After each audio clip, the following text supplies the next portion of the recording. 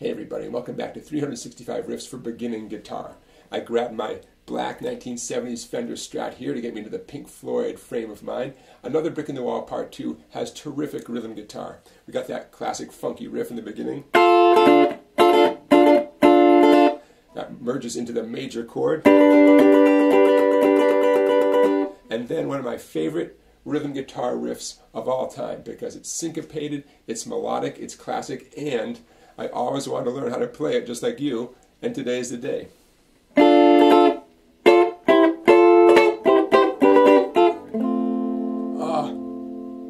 love that so much. All right, let's learn all of it, me and you. Here it comes.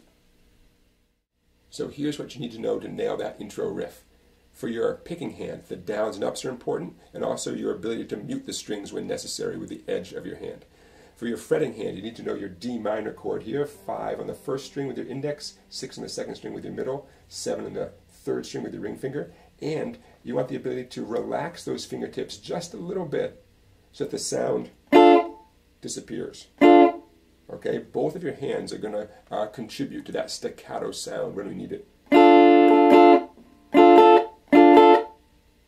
So let's go through in slow motion.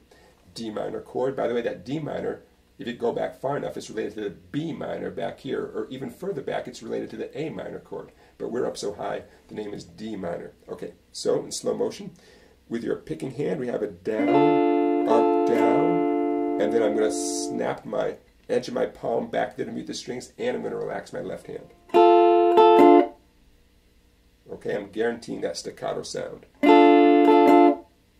So I do that once, then a down, up, with the muting, and another down up. You put it all together, and there you go. Now that's going to happen 14 times, but you know how I operate here. I'd rather not have you count up to 14 while you're playing. It's much better to know how the song goes, you know. Hey teacher, leave those kids alone. Right after alone, it's time to switch to the next chord. Now the next chord, it's a G major chord in the D formation. Now D would be back here, but we're up at 7, 8, 7, okay? A G major chord. And the strumming is a steady stream of 16th note down, up strumming. I want you to think of the word watermelon. Watermelon. I did down, up, watermelon. You're going to do 4 measures of watermelons. There's 4 per measure. That's 16 watermelons. 1, 2, 3. Second measure. Third measure. Hey, teacher, leave those kids. We're about to change the next thing, but before we do, to get that quick, smooth, light 16th note feeling, a light grip on the pick, loose arm, loose wrist. Just think light and quick, okay? G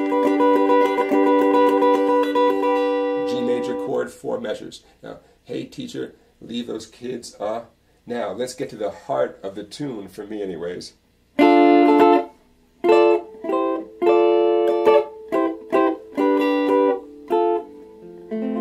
That riff so much. I've wanted to learn this riff for years, and today's the day. I love this riff. Fun part about being a guitar teacher, you get to learn all your favorite songs. Okay, so this is the second time you hear leave those kids, and here we go. It's back to that 5, 6, 7 D minor with a down, up, down, just like before. But here's where it gets good. That D minor turns into this D minor, ring finger barring at 10, 3 treble strings at 10.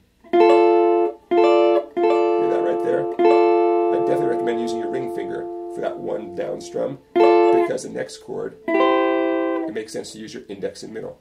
The next chord is actually a C chord, a little bar at 8 with your index finger and 9 on the third string. Back to the 10, 10, 10 with a down, up, down. So far we have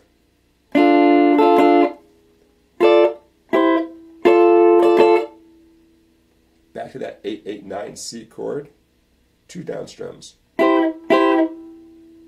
Back to the 7, 8, 7 G with the D formation, down, up, down.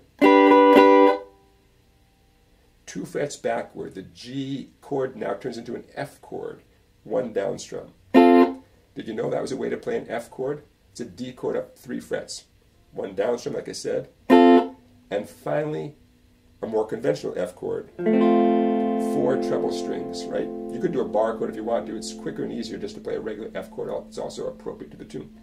Just to play a 4-string F chord. And there you have it. I'm going to walk you through that riff one more time. You know why? Just because I want to play it, because I love this riff. And then...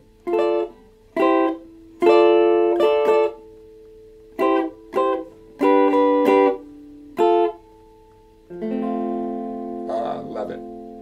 Okay, now you're done with the hard part of the tune. All that's left is, you hit this F chord, and you hear the, all in all, you're just a C, regular C major chord, another brick in the, and then you're back to the D minor.